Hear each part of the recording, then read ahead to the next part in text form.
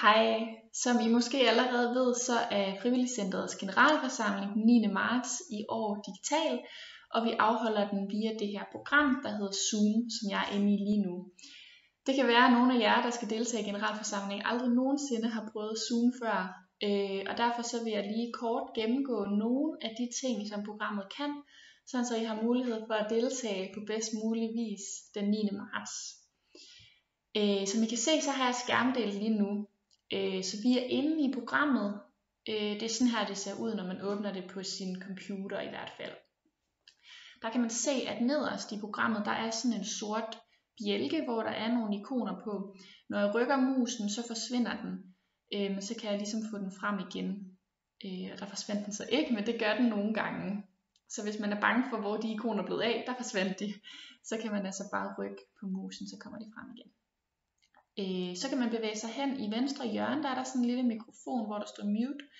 Det er fordi, at lige nu der kan I høre, hvad jeg siger. Alle deltagere i mødet kan høre, hvad jeg siger. Men hvis man ikke har ordet til generalforsamlingen, og man derfor ikke behøver at høre, hvad du siger lige nu, så kan man trykke på den, så kommer der en lille rød streg hen over den, og så er der ingen, der kan høre, hvad du siger, men du deltager stadigvæk i mødet. Det ser sådan her ud. Ja. Og I skal selvfølgelig kunne høre, hvad jeg siger i dag.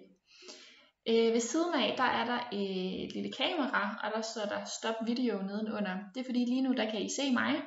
Alle deltagere i mødet kan se mig. Og vi opfordrer til, at I alle sammen til generalforsamlingen, så vidt muligt hele tiden, har jeres kamera tændt, så vi kan se hinanden og fornemme hinandens reaktioner og humør. Så føles det også lidt mere, som om vi er rigtig sammen, selvom vi egentlig sidder en hel masse forskellige steder. Men man kan også godt vælge at slukke det. Så trykker man bare på den, og så kommer der, som I kan se, en lille rød streg hen over ikonet, og så deltager man altså stadigvæk i mødet. Der er bare ikke nogen, der kan se dig, eller hvad du laver. Jeg prøver lige at slå den til igen, så I kan se mig. Så kan man gå videre til næste ikon. Det er den her, hvor der står participants, og der står total. Det er fordi lige nu, der er vi 2 mennesker i mødet. Hvis man trykker på den, så kan man se en liste. Der er mig, Nina Vestergaard, og så er der en gæst med i mødet. Man kan trykke, når man scroller hen over sit eget navn, så kan man trykke på den knap, der hedder More. Og der er en ny knap, der hedder Rename, og hvis man trykker på den, så kan man så give sig selv et andet navn. Lige nu der hedder jeg Nina Vestergaard, Frivilligcenter Odense, og det anbefaler vi, at I kalder jer noget tilsvarende til generalforsamlingen, for eksempel hvis I kommer fra jeres navn, og så den forening I kommer fra, sådan, så vi kan se, hvem det er, der er med i mødet, og ikke kun navnene.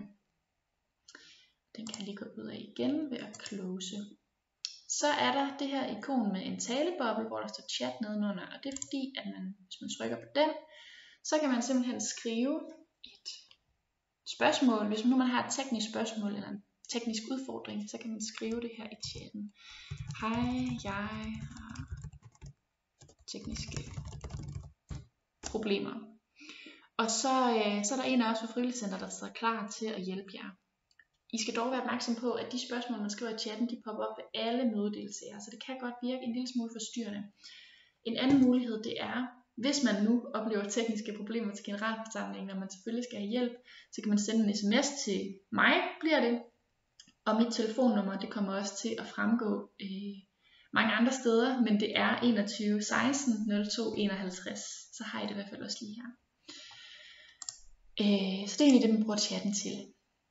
Så kan man trykke på det her ikon, som er en lille smiley, hvor der står reactions. Hvis man trykker på den, så kommer der sådan nogle forskellige emojis frem. Så hvis nu man hører noget, der er helt vildt godt eller fedt, så kan man reagere med et hjerte. Så kommer det op på ens billede, som man kan se her. Eller man kan give en thumbs up. Det er ikke noget, man sådan bruger det super meget, men så ved I hvert fald, hvad det betyder, hvis der lige pludselig kommer sådan nogle sjove emojis frem. En anden meget vigtig funktion, det er, at det kommer lidt an på, hvilken version man har af programmet. Jeg har en lidt ældre version, og hvis jeg gerne vil have ordet til generalforsamlingen, så går jeg ind og trykker på participants, og så trykker jeg på raise hand. Det betyder, at jeg rækker hånden op, og så vil ordstyreren kunne se, at du har hånden op, og så vil ordstyreren til generalforsamlingen give dig lov til at tænde din mikrofon og tale. Sådan så at det ligesom bliver styret, hvem er det, der gerne vil sige noget nu, og hvornår skal den person have lov til at sige noget. Og når jeg så har fået sagt det, jeg skal sige, så trykker jeg på lower hand, så man kan se, at nu bliver min hånd taget ned igen. Sådan der. Nogen, der har en nyere version af Zoom, de skal finde den her ræk hånden op funktion ved at trykke på reactions. Så vil I finde den der, en knap, der hedder raise hand og lower hand. Ja, nu skal jeg lige se på min liste, om jeg har glemt noget. Det tror jeg ikke, jeg har. Det sidste, jeg skal sige, det er, at når I gerne vil afslutte mødet, eller når generalforsamlingen den slutter, og det er tid til, at alle forlader det, så trykker man på leave. Leave meeting, så er man helt ude af den. Altså helt ude af mødet. Ja, og hvis I efter at have set den her lille bitte videofilm stadigvæk tænker, det er da bare mega forvirrende det her, vi klarer aldrig at deltage, så skal I endelig ikke tøve med at skrive eller ringe til os på Frivilligcentret, fordi så vil vi meget gerne hjælpe med, at I kan få en lidt mere uddybende hjælp og nogle flere kommentarer med vejen. Jeg og vi andre vil glæde os til at se jer til generalforsamlingen, så hej hej.